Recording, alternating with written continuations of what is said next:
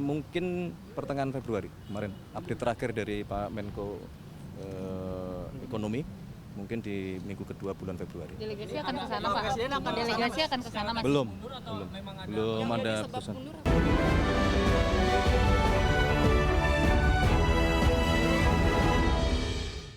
Ya, pemirsa, Menteri Sekretaris Negara Prasetyo Hadi menargetkan kesepakatan tarif impor dengan Presiden Amerika Serikat Donald Trump rampung pada pertengahan Februari 2026. Ya, target tersebut mundur dari sebelumnya yang direncanakan pada akhir Januari tahun 2026. Prasetyo mengatakan target baru kesepakatan tarif Trump tersebut merupakan perkembangan baru soal negosiasi tarif dari Menko Perekonomian Erlangga Hartarto.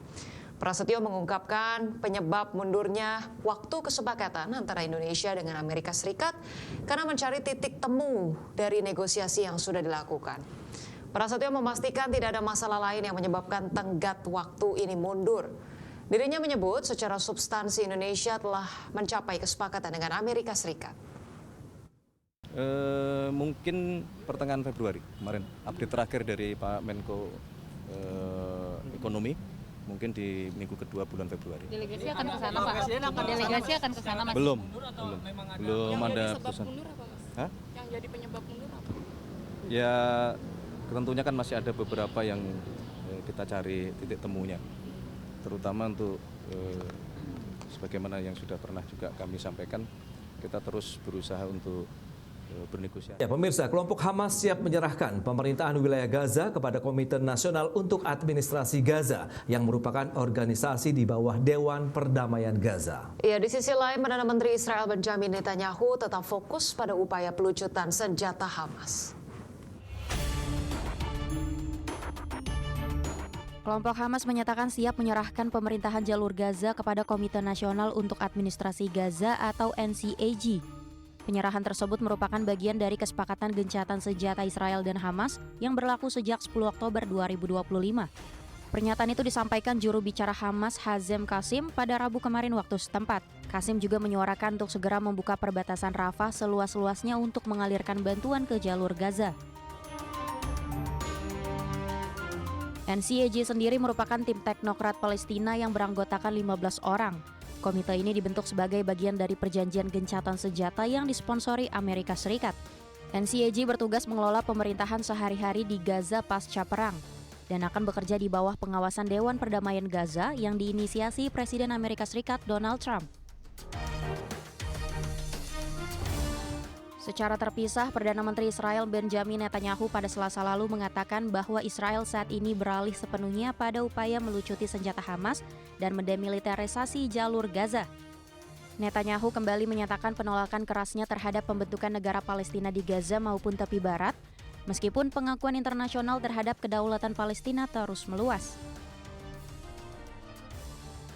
Berbagai sumber IDX Channel. Pemirsa, pemimpin Denmark dan Greenland tengah memperkuat dukungan dari negara-negara Eropa untuk penyelesaian konflik penguasaan wilayah Greenland. Penguatan tersebut menyusul telah dicapainya kerangka kesepakatan penguasaan wilayah Greenland antara Amerika Serikat dengan NATO. Para pemimpin Denmark dan Greenland berada di Berlin dan Paris pekan ini untuk memperkuat dukungan Eropa setelah kesepakatan kerangka kerja dengan Amerika membuka jalan bagi negosiasi mengenai Greenland. Di Berlin, Perdana Menteri Denmark Mette Frederiksen dan pemimpin Greenland Jens Frederik Nielsen menghadiri KTT Ekonomi Dunia pada Selasa lalu dan bertemu dengan para pembuat kebijakan dan diplomat untuk membahas situasi geopolitik. Mereka juga berbicara dengan Kanselir Friedrich Merz untuk memperkuat konsolidasi negara-negara Eropa terkait Greenland. Penguatan konsolidasi ini terjadi setelah Presiden Amerika Serikat Donald Trump dan Sekretaris Jenderal NATO Mark Rutte pekan lalu menyetujui kerangka penyelesaian masalah geopolitik penguasaan Greenland.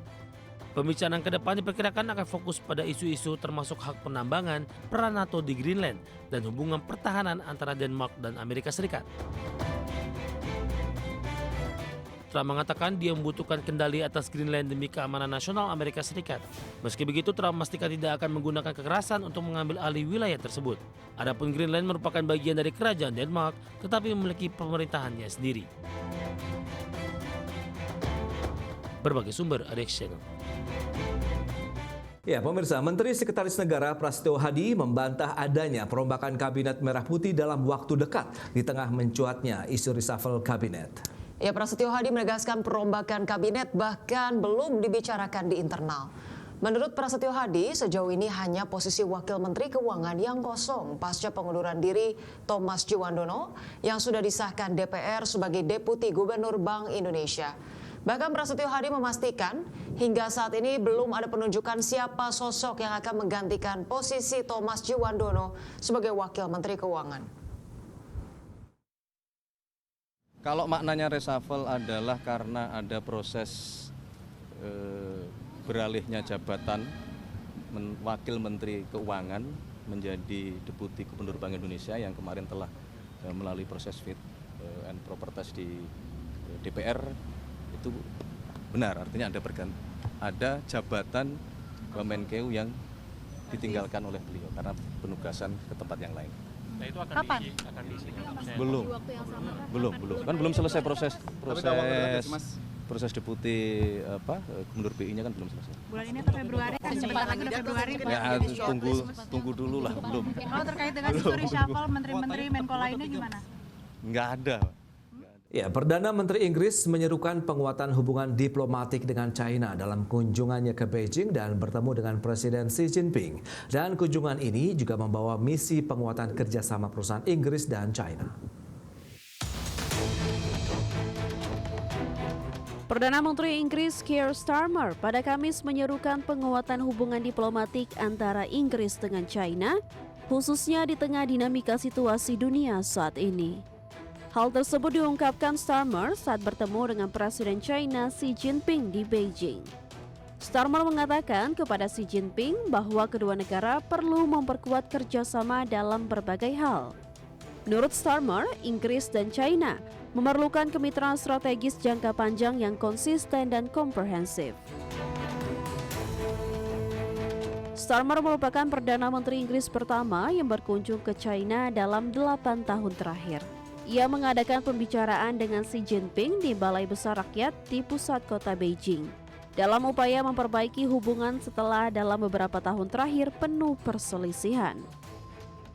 Sebelumnya, pemimpin Korea Selatan, Kanada, dan Finlandia telah lebih dulu mengunjungi Beijing. Sementara itu, Kanselir Jerman juga diperkirakan akan berkunjung ke Beijing bulan depan. Starmer berupaya memperluas peluang bagi perusahaan-perusahaan Inggris pada saat ekonomi di dalam negeri sedang lesu. Karena itu, lebih dari 50 eksekutif bisnis terkemuka ikut bergabung dengannya dalam lawatan ini. Selain itu, para pemimpin beberapa organisasi budaya juga ikut dalam kunjungan ke Beijing. Berbagai sumber, IDX Channel.